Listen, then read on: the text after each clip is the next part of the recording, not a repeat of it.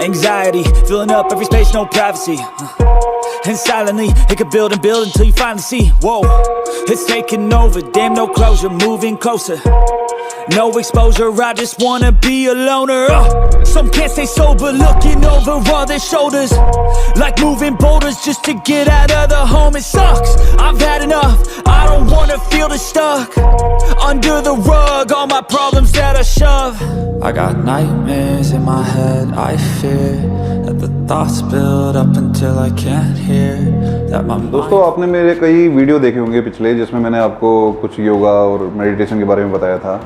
तो एक बहुत ही इम्पॉर्टेंट टॉपिक है जो मेरे माइंड में स्ट्राइक किया कि आपके साथ ज़रूर शेयर करना चाहिए। वो ये है कि how to improve inner strength, अपनी इनर स्ट्रेंथ को कैसे बढ़ा सकते हैं। क्योंकि आपको ये पता होना चाहिए कि जैसे अगर हमारी फिजिकल स्ट्रेंथ अच्छी है और अगर मेंटल स्ट्रेंथ भी आपकी अच्छी है, इनर स्ट्रेंथ भी अच्छी है, तो आप अपनी लाइफ में, डेली लाइफ में, प्रोफेशनल लाइफ में बहुत ही अच्छा परफॉर्म कर सकते हैं। तो नमस्कार दोस्तों, मेरा नाम है संजय। मैं इस टॉपिक के जरिए आपको कुछ ऐसे इंपॉर्टेंट फैक्ट बताऊंगा इनर स्ट्रेंथ के, जिससे कि आपको लाइफ में, लाइफ की जर्नी में ये बहुत ही इंपॉर्टेंट साबित होंगे। ठीक है, चलिए शुरुआत करते हैं। नमस्कार दोस्तों, मेरा नाम है संजय। चलिए शुरू करते हैं। फर्स्ट है, इसमें जो पॉइंट आता है वो है सेल्फ अवेयरनेस एक्सेप्टेंस। देखिए, आपने डेली लाइफ में कई लोगों से आप मिलते होंगे और उनकी बातें अगर आप सुनोगे तो वो कभी भी किसी भी अपनी गलती को एक्सेप्ट नहीं करते। ठीक है, तो ये एक ऐसी एक्सरसाइज है कि सेल्फ अवेयरनेस एक्सेप्टेंस। आप पूरे दिन की आपकी जो जो मिस्टेक करी है आपने, या लाइफ में जिस चीज़ को आप इम्प्रूव कर सकते हो, तो उसको आप खुद मन में सोच सकते हैं कि यार मैंने क्या क्या मिस्टेक करी है और उसको हम किस एंगल से इसको इम्प्रूव कर सकते हैं। ठीक है, तो ये एक बहुत ही तगड़ी पावर होती है जो कि अगर किसी इंसान के अंदर आ जाती है तो ये मान लीजिए कि इनर स्ट्रेंथ उसकी बहुत मजबूत हो जाती है।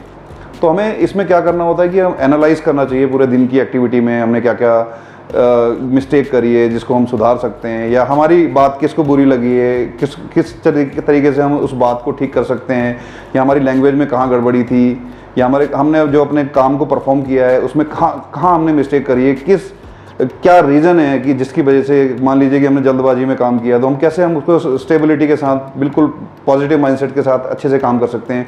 तो इस चीज़ का ध्यान रखना चाहिए। तो सेल्फ अवेयरनेस एक्सेप्टेंस बहुत ज़रूरी होती है एक इनर स्ट्रेंथ को इम्प्रूव करने के लिए। अब आते हैं सेकंड पार्ट में। सेकंड पार्ट जो है वो होता है पॉजिटिव माइंडसेट। अब पॉजिटिव माइंडसेट एक ऐसा माइंडसेट होता है जो बहुत ही विलक्षण जो लोग होते हैं, मतलब कि बहुत ही रेयर लोग होते हैं, उनके अंदर होता है, जो कि मतलब वो लाइफ में, आप अगर शॉर्टकट में मैं कहूँ तो इतिहास रचने के लिए आते हैं इस दुनिया में।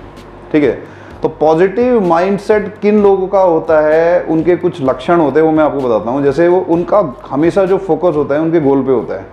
तो हमेशा उनका वो सबसे पहले एक गोल सेट करते हैं, उसके ऊपर पूरा फोकस रखते हैं और उसके लिए जो भी मेहनत होती है, जो भी तरीके होते हैं आजमाते हैं, दिन रात एक कर देते हैं और लास्ट में अपने गोल को अचीव करके ही रहते हैं। तो पॉजिटिव माइंडसेट उसके लिए बहुत ज़रूरी होता है।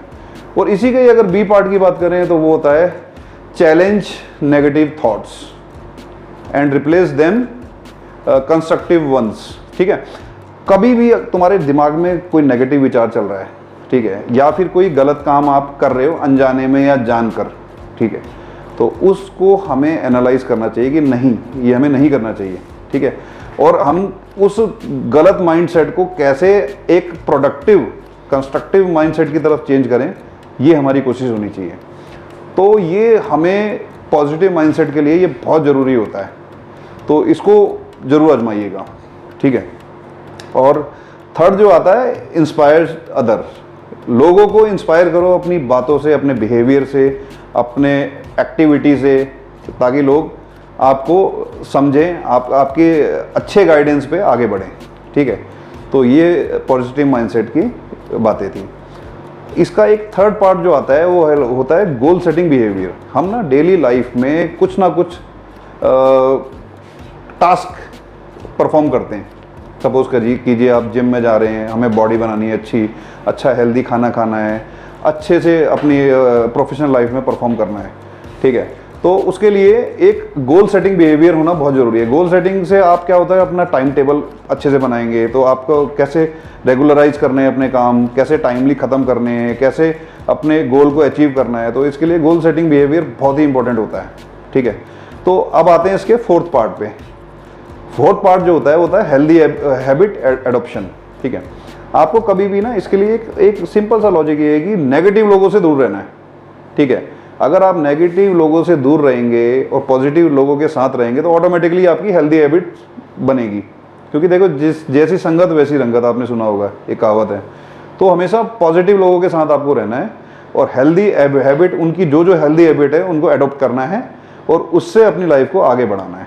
ठीक है, तो ये कुछ 4 पॉइंट थे, काफ़ी इंपॉर्टेंट थे अपनी इनर स्ट्रेंथ को इंप्रूव करने के लिए। तो ये था आज का टॉपिक। उम्मीद करता हूँ कि आपको अच्छा लगा होगा। अच्छा लगा होगा तो लाइक कीजिए, मेरे चैनल को सब्सक्राइब कीजिए, बड़ी बड़ी संख्या में जुड़िए। धन्यवाद।